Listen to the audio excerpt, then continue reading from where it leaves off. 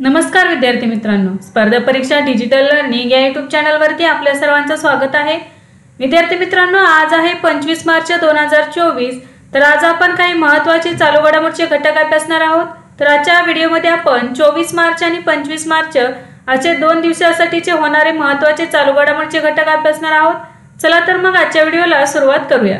First question आहे, Indian banks association म्हणजेच IBA चे अध्यक्ष म्हणून कोणाची नियुक्ती करण्यात आली आहे? तर या प्रश्नाचे योग्य उत्तर आहे MV राव। मार्च 2024 मध्ये MV राव यांची इंडियन बँक्स असोसिएशनचे अध्यक्ष म्हणून निवड झाली आहे। ते सेंट्रल बँक ऑफ इंडियाचे व्यवस्थापकीय संचालक आणि मुख्य कार्यकारी अधिकारी आहेत। इंडियन बँक असोसिएशन ही भारतीय बँका आणि वित्तीय संस्थांची प्रतिनिधी संस्था आहे। भारतीय बँकिंगचा विकास, समन्वय आणि बळकटी करण्यासाठी याची स्थापना करण्यात आली आहे। माधव नायर हे आता संघटनेचे मानद सचिव असणार आहेत। नेक्स्ट आहे, इराकमधील भारताचे नवीन राजदूत म्हणून कोणाची नियुक्ती करण्यात आली आहे? तर या प्रश्नाचे योग्य उत्तर आहे सोमेंदू बागची। मार्च 2024 मध्ये भारतीय परराष्ट्र सेवा अधिकारी सोमेंदू बागची यांची इराकमधील भारताचे पुढील राजदूत म्हणून नियुक्ती करण्यात आली आहे। ते सध्या इंडियन काउन्सिल ऑफ वर्ल्ड अफेअर्सचे उपमहासंचालक म्हणून काम पाहत आहेत। नेक्स्ट आहे, IMT ट्रिलेट 2024 सराव कोठे आयोजित करण्यात आला आहे? तर याचे योग्य उत्तर आहे मोजांबिक आणि टांझानिया। IMT ट्रिलेट 2024 सराव टांझानियामधील झांजिबार आणि मोजांबिकमधील मापुटा बंदरावर आयोजित करण्यात आला आहे। या सरावाची दुसरी आवृत्ती आहे। 21 ते 29 मार्च 2024 दरम्यान या सरावाचे आयोजन करण्यात आले आहे। IMTचा अर्थ काय होतो बघा, यामध्ये 3 देशांचा समावेश आहे, भारत, मोजांबिक आणि टांझानिया। IMT ट्रायलेटचा पहिला सराव ऑक्टोबर 2022 मध्ये झाला। याचा उद्देश आहे भारत, मोजांबिक, टांझानिया यांच्यातील सागरी सहकार्य मजबूत करणे।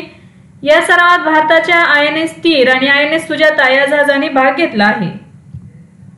नेक्स्ट क्वेश्चन आहे, सर्वोत्कृष्ट सशस्त्र सेना वैद्यकीय सेवा हॉस्पिटल्स 2022 साठी रक्षा मंत्री ट्रॉफी कोणाला देण्यात आली आहे?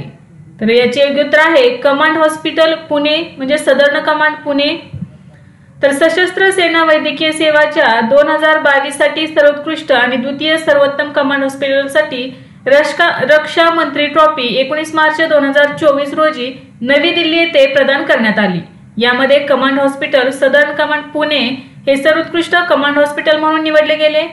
हे एक मल्टी स्पेशालिटी हॉस्पिटल आहे जे ऑपरेशनल भागात तैनात असणाऱ्या सैन्याला आणि सशस्त्र दलातील व्यक्तींना वैद्यकीय सहाय्य प्रदान करते। सशस्त्र दलाचे हे एकमेव रुग्णालय आहे जे नागरिकांनाही आरोग्य सेवा पुरवते। Command hospital central command Lucknow 2022 साठी दुसरे सर्वोत्कृष्ट कमांड हॉस्पिटल ठरले आहे।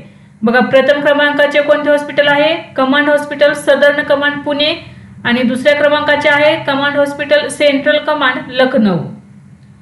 नेक्स्ट आहे, अलीकडेच युनेस्कोच्या जागतिक वारसा स्थळांच्या तात्पुरत्या यादीत कोणत्या राज्यातील 6 नवीन स्थळांना स्थान मिळाले आहे? तर याचे योग्य उत्तर आहे मध्य प्रदेश। मार्च 2024 मध्ये मध्य प्रदेशातील 6 नवीन स्थळांना जागतिक वारसा स्थळांच्या तात्पुरत्या युनेस्कोच्या यादीत स्थान मिळाले आहे।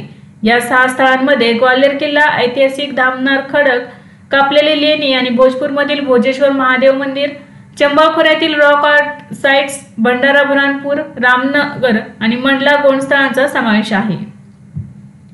नेक्स्ट आहे, अलीकडेच भारत आणि ब्राझीलने प्रथमच 2+2 चर्चेत भाग घेतला। ही चर्चा कोठे आयोजित करण्यात आली?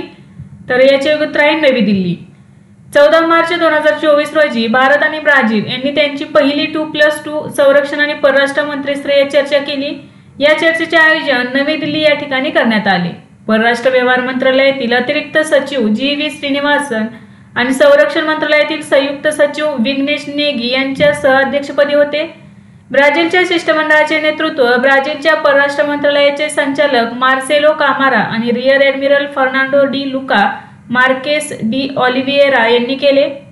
यामध्ये ऊर्जा, गंभीर खनिजे, तंत्रज्ञान आणि दहशतवाद विरोधी यासह विविध क्षेत्रात सहकार्य वाढवण्यावर चर्चा करण्यात आली। नेक्स्ट आहे, धरणे आणि कालव्यांच्या पाण्याची वास्तविक वेळ माहिती देणारे पहिले समर्पित पोर्टल कोठे सुरू करण्यात आले आहे? तर याचे योग्य उत्तर आहे जयपूर, राजस्थान। मार्च 2024 मध्ये धरणे आणि कालव्यांच्या पाण्याची वास्तविक वेळ माहिती देणारे पहिले समर्पित पोर्टल जयपूर राजस्थान येथे सुरू करण्यात आले आहे। हे पोर्टल राजस्थानच्या विविध भागातील धरणे आणि जलाशयांमधील पाण्याच्या पातळीची वास्तविक वेळ माहिती प्रदान करेल। हे राजस्थानच्या विविध भागातील कालव्यांमध्ये उपलब्ध पाण्याच्या प्रमाणाची वास्तविक वेळ माहिती देखील प्रदान करेल। हे पोर्टल पाण्याचे कार्यक्षम व्यवस्थापन करण्यास मदत करणार आहे। राजस्थान हे पहिले राज्य आहे ज्याने पाण्याच्या उपलब्धतेची माहिती सार्वजनिक डोमेनवर आणण्यासाठी प्रणाली विकसित केली आहे। राष्ट्रीय जलविज्ञान प्रकल्पांतर्गत जलसंपदा विभागाने ही प्रणाली विकसित केली आहे। नेक्स्ट क्वेश्चन आहे, चक्रीवादळ मेगनचा कोणत्या देशाला फटका बसला आहे? तर याचे उत्तर आहे ऑस्ट्रेलिया। मार्च 2024 मध्ये चक्रीवादळ मेगन ऑस्ट्रेलियाच्या उत्तर प्रदेशात मुसळधार पाऊस आणि वाऱ्यासह धडकले। यामुळे ऑस्ट्रेलियाच्या उत्तर पूर्व भागात जोरदार पाऊस झाला आहे। ऑस्ट्रेलियाच्या बोरोलुला शहराला चक्रीवादळाचा सर्वाधिक फटका बसला। चक्रीवादळ मेगनची निर्मिती 4 मार्च रोजी इंडोनेशियाच्या सुमात्रा किंवा जावाच्या दक्षिणेकडे दिसून आली। नेक्स्ट आहे, दरवर्षी जागतिक क्षयरोग दिन कधी साजरा केला जातो? तर याचे उत्तर आहे 24 मार्च। जागतिक क्षयरोग दिन दरवर्षी 24 मार्च रोजी साजरा केला जातो। क्षयरोग बद्दल जागरूकता वाढवणे आणि ते दूर करण्यासाठी अधिक प्रयत्न करण्यासाठी हा दिवस साजरा केला जातो। जागतिक क्षय दिन 2024 ची थीम आहे, होय आपण टीबी संपवू शकतो। जागतिक आरोग्य संघटनेने 24 मार्च 1982 रोजी पहिला जागतिक क्षयरोग दिन साजरा केला। नेक्स्ट आहे, नुकतेच भाषानेट पोर्टल कोणी सुरू केले आहे? तर याचे उत्तर आहे इंटरनेट एक्सचेंज ऑफ इंडिया म्हणजेच निक्सीने। National internet exchange of India आणि इलेक्ट्रॉनिक्स आणि माहिती तंत्रज्ञान मंत्रालय यांचा संयुक्त उपक्रम भाषानेट पोर्टलचे 21 मार्च 2024 रोजी सार्वत्रिक स्वीकृती दिन कार्यक्रमात अनावरण करण्यात आले। नॅशनल इंटरनेट एक्सचेंज ऑफ इंडियाने भारतातील डिजिटल समावेशन आणि भाषिक विविधतेला प्रोत्साहन देण्यासाठी भाषानेट पोर्टल सुरू केले आहे। सार्वत्रिक स्वीकृती दिनानिमित्त भाषानेट पोर्टल सुरू करण्यात आले आहे। सार्वत्रिक स्वीकृती दिनानिमित्त कार्यक्रम 21 मार्च 2024 रोजी doctor Ambedkar international centre Delhi येथे आयोजित करण्यात आला। याचा विषय होता भाषानेट सार्वत्रिक स्वीकृतीवर भर। नेक्स्ट आहे, लोकशाहीसाठी तिसरी परिषद कोणत्या देशात आयोजित करण्यात आली? तर याचे उत्तर आहे दक्षिण कोरिया। मार्च 2024 मध्ये दक्षिण कोरियाची राजधानी सेऊल मध्ये लोकशाहीसाठी तिसरी शिखर परिषद आयोजित करण्यात आली। 18 ते 20 मार्च 2024 या कालावधीत या परिषदेचे आयोजन करण्यात आले। 2024 ची थीम होती भावी पिढ्यांसाठी लोकशाही। 2021 मध्ये अमेरिकेत लोकशाहीसाठी पहिली शिखर परिषद आयोजित करण्यात आली होती। नेक्स्ट आहे, इंडियन वेल्स ओपन 2024 पुरुष एकेरीचे विजेतेपद कोणी जिंकले? तर कार्लोस अल्कराज यांनी जिंकलेले आहे इंडियन वेल्स ओपन 2024 पुरुष एकेरीचे विजेतेपद।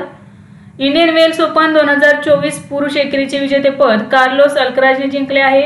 इंडियन वेल्स स्पर्धेच्या अंतिम फेरीत स्पेनच्या कार्लोस अल्कराजने रशियाच्या डॅनियल मेदवेदेवचा 7-6, 6-1 असा सरळ सेटमध्ये पराभव केला। कार्लोस अल्कराजने सलग दुसऱ्यांदा इंडियन वेल्स विजेतेपद जिंकले आहे। नेक्स्ट आहे, अलीकडेच कोणत्या देशाने डिस्पोजेबल ई सिगारेटवर बंदी घालण्याची घोषणा केली आहे? तर याचे उत्तर आहे न्यूझीलंड। मार्च 2024 मध्ये तंबाखूच्या धूम्रपानाला लक्ष्य करणारा कायदा रद्द केल्यानंतर न्यूझीलंडने डिस्पोजेबल ई सिगारेटवर बंदी घातली आहे। सरकार किरकोळ विक्रेत्यांसाठी 1 लाख न्यूझीलंड डॉलर पर्यंत आणि व्यक्तींसाठी 1000 न्यूझीलंड डॉलर पर्यंत 18 वर्षाखालील अल्पवयीन मुलांना विकण्यासाठी जास्त दंड करते। म्हणजेच 18 वर्षाखालील अल्पवयीन मुलांना जर ई सिगारेट विकली तर जे किरकोळ विक्रेते आहेत त्यांना 1 लाख न्यूझीलंड डॉलर पर्यंत त्यांना दंड आकारण्यात येईल आणि एखाद्या व्यक्तीसाठी हे 1000 न्यूझीलंड डॉलर किंवा न्यूरो डॉलर पर्यंत त्यांना दंड आकारण्यात येईल। नेक्स्ट आहे, दरवर्षी शहीद दिवस कधी साजरा केला जातो? तर याचे उत्तर आहे 23 मार्च।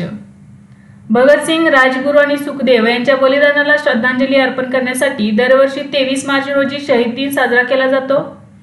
ब्रिटिश राज्यकर्त्यांनी 23 मार्च 1931 रोजी भगतसिंग, राजगुरू आणि सुखदेव यांना ब्रिटिश राजवटीविरुद्ध केलेल्या क्रांतिकारक कारवायांसाठी फाशीची शिक्षा दिली होती। नेक्स्ट आहे, पॅरिस ऑलिम्पिक 2024 साठी भारतीय ऑलिम्पिक असोसिएशनने कोणत्या बँकेची भागीदारी केली आहे?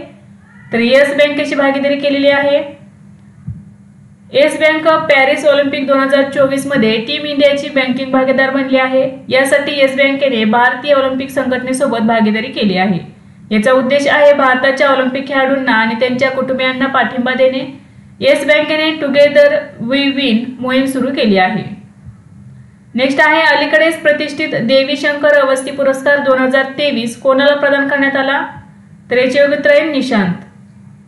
मार्च 2024 मध्ये निशांत या कवी आणि समीक्षकाला 2023च्या 29व्या देवी शंकर अवस्थी पुरस्काराने सन्मानित करण्यात आले आहे. त्यांना हा पुरस्कार त्यांच्या कविता पाठक आलोचना या पुस्तकासाठी देण्यात आला आहे. 1995 मध्ये सुरू झालेला हा पुरस्कार हिंदी साहित्यिक समीक्षक देवी शंकर अवस्थी यांच्या नावाने दिला जातो. हा सन्मान हिंदी समीक्षेतील त्यांच्या महत्त्वपूर्ण योगदानाबद्दल तरुण समीक्षकांना दिला जातो. नेक्स्ट आहे इंडियन स्टील असोसिएशनचे अध्यक्ष म्हणून कोणी पदभार स्वीकारला आहे? तर नवीन जिंदाल यांनी पदभार स्वीकारलेला आहे. मार्च 2024 मध्ये जिंदाल स्टील अँड पॉवरचे अध्यक्ष नवीन जिंदाल यांनी इंडियन स्टील असोसिएशनच्या अध्यक्षपदाचा पदभार स्वीकारला आहे. त्यांनी दिलीप ओमन यांची जागा घेतली आहे. त्यांची भारतीय स्टील असोसिएशनच्या अध्यक्षपदी एकमताने निवड करण्यात आली आहे. ISA ही भारतातील पोलाद उत्पादकांसाठी सर्वोच्च संस्था म्हणून काम करते.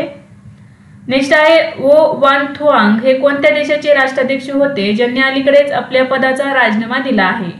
तर याचे उत्तर आहे व्हिएतनाम. मार्च 2024 मध्ये वो वान थुआंग यांनी त्यांच्या निवडीनंतर 1 वर्षानंतर व्हिएतनामच्या अध्यक्षपदाचा राजीनामा दिला आहे. ते व्हिएतनामी कम्युनिस्ट पक्षाचे नेते होते. एका निवेदनात सरकारने म्हटले आहे की त्यांनी पक्षाच्या नियमांचे उल्लंघन केले आहे आणि त्या कमतरतांचा जनमतावर नकारात्मक परिणाम झाला आहे. त्यामुळे पक्ष, राज्य आणि वैयक्तिकरित्या त्यांची प्रतिष्ठा प्रभावित झाली आहे. भ्रष्टाचार विरोधी कारवाई दरम्यान राजीनामा देणारे वान थुआंग हे 2 वर्षातील दुसरे अध्यक्ष आहेत. व्हिएतनाम हा दक्षिण पूर्व आशियाई देश असून त्याची राजधानी हनोई ही आहे. नेक्स्ट आहे grid controller of India limited म्हणजेच ग्रीड इंडियाने कोणता दर्जा प्राप्त केला आहे? तर याचे उत्तर आहे मिनिरत्न श्रेणी 1. मार्च 2024 मध्ये ग्रीन इंडियाने मिनिरत्न श्रेणी 1 चा केंद्रीय सार्वजनिक क्षेत्रातील उपक्रम दर्जा प्राप्त केला आहे. ऊर्जा मंत्रालयाने ही श्रेणी दिली आहे. तर मिनिरत्न कंपनी श्रेणी 1 दर्जा प्राप्त करण्यासाठी कंपनीने गेल्या 3 वर्षापासून सतत नफा कमावलेला असणे आवश्यक आहे आणि 3 वर्षात एकदा किमान 30 कोटी रुपयांचा निव्वळ नफा कमावलेला असणे आवश्यक आहे. संयुक्त राष्ट्रांच्या हवामान अहवालात कोणत्या वर्षाचे आतापर्यंतचे सर्वात उष्ण वर्ष म्हणून वर्णन करण्यात आले आहे? तर याचे उत्तर आहे 2023. मार्च 2024 मध्ये संयुक्त राष्ट्रांनी जारी केलेल्या हवामान अहवालात 2023 हे आतापर्यंतचे सर्वात उष्ण वर्ष म्हणून वर्णन करण्यात आले आहे. हा अहवाल जागतिक हवामान संघटनेने प्रसिद्ध केला आहे. युरोपियन युनियनच्या कोपर्निकस सर्व्हेनुसार मार्च 2023 ते फेब्रुवारी 2024 पर्यंत तापमानात सुमारे 1.5 अंशांची वाढ झाली आहे. नेक्स्ट आहे चौथ्या शांघाय कोऑपरेशन ऑर्गनायझेशन स्टार्टअप फोरमचे आयोजन कोठे करण्यात आले? तर याचे उत्तर आहे नवी दिल्ली. 19 मार्च 2024 रोजी शांघाय कोऑपरेशन ऑर्गनायझेशन स्टार्टअप फोरमची 4थी आवृत्ती नवी दिल्ली येथे आयोजित करण्यात आली होती.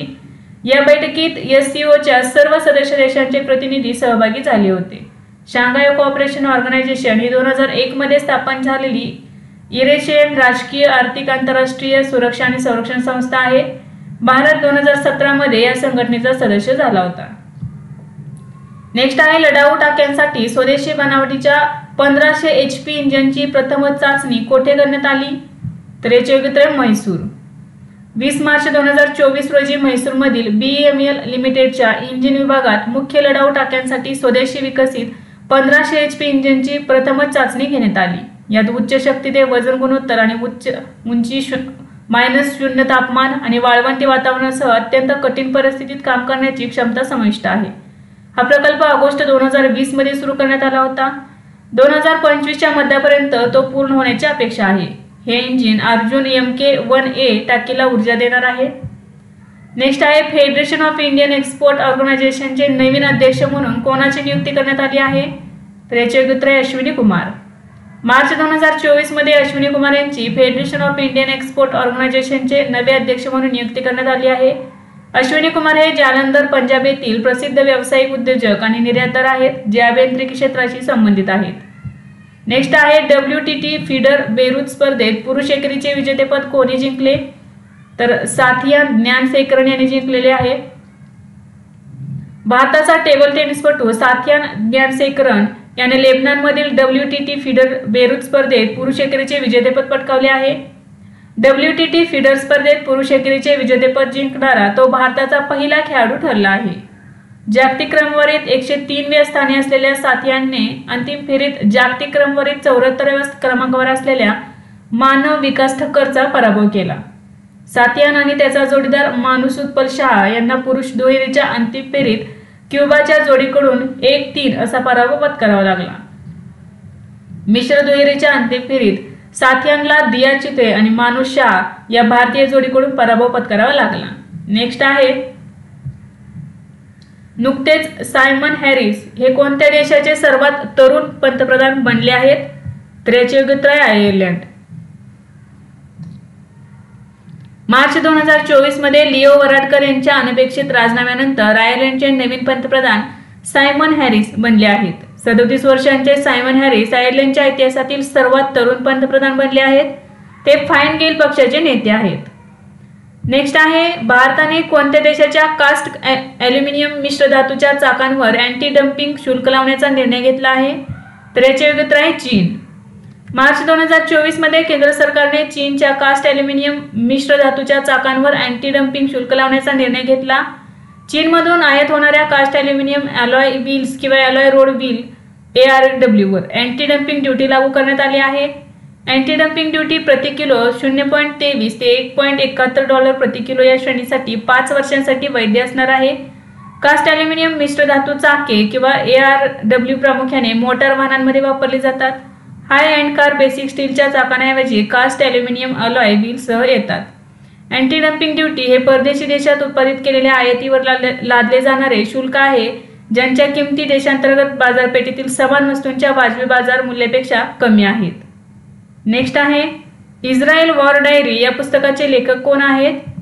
तर विशाल पांडे लेखक आहेत या पुस्तकाचे। मार्च 2024 मध्ये केंद्रीय माहिती आणि प्रसारण मंत्री अनुराग सिंह ठाकूर यांनी नवी दिल्लीत इस्रायल वॉर डायरी या पुस्तकाचे प्रकाशन केले। या पुस्तकाचे लेखन विशाल पांडे यांनी केले आहे। हे पुस्तक इस्रायल हमास संघर्ष, त्याच्या भौगोलिक राजकीय गुंतागुंत आणि परिणामांवर प्रकाश टाकते। तर विद्यार्थी मित्रांनो, आज आपण काही महत्त्वाचे चालू घडामोडींचे घटक अभ्यासले। यासारखेच नवनवीन व्हिडिओ पाहण्यासाठी या चॅनलला लाईक करा आणि सबस्क्राईब करायला विसरू नका। धन्यवाद।